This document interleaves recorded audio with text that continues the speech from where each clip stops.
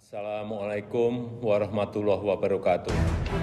Presiden Republik Indonesia Joko Widodo menyatakan bahwa penerapan PPKM darurat sejak 3 hingga 20 Juli 2021 telah berhasil menurunkan tren penambahan kasus dan juga keterisian rumah sakit. Penerapan PPKM darurat yang dimulai tanggal 3 Juli 2021 yang lalu adalah kebijakan yang tidak bisa kita hindari, yang harus diambil pemerintah meskipun itu sangat berat.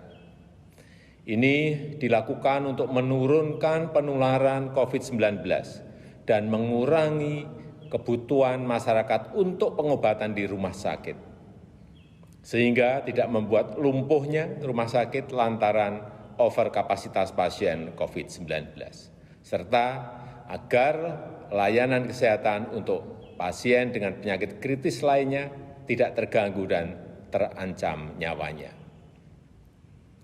Namun, alhamdulillah kita patut bersyukur setelah dilaksanakan PPKM darurat, terlihat dari data penambahan kasus dan kepenuhan bed rumah sakit mengalami penurunan. Kita selalu memantau, memahami dinamika di lapangan, dan juga mendengar suara-suara masyarakat yang terdampak dari PPKM. Juru bicara Satgas Penanganan COVID-19 Wiku Adhisa Smito mengakui penambahan angka kasus harian masih menjadi kendala utama. Setelah 2 pekan pelaksanaan PPKM darurat, kasus harian masih mengalami peningkatan sebesar 2 kali lipat dengan jumlah kasus aktif sebesar 543.000. Sedang penyebaran varian Delta telah tercatat sebanyak 661 kasus di wilayah Jawa dan Bali.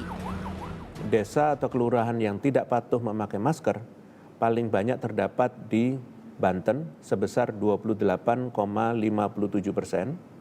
sedangkan untuk desa kelurahan yang tidak patuh menjaga jarak, DKI Jakarta menjadi provinsi dengan kelurahan yang paling banyak, yaitu 48,26%, atau hampir setengah kelurahan di DKI Jakarta masyarakatnya tidak patuh dalam menjaga jarak.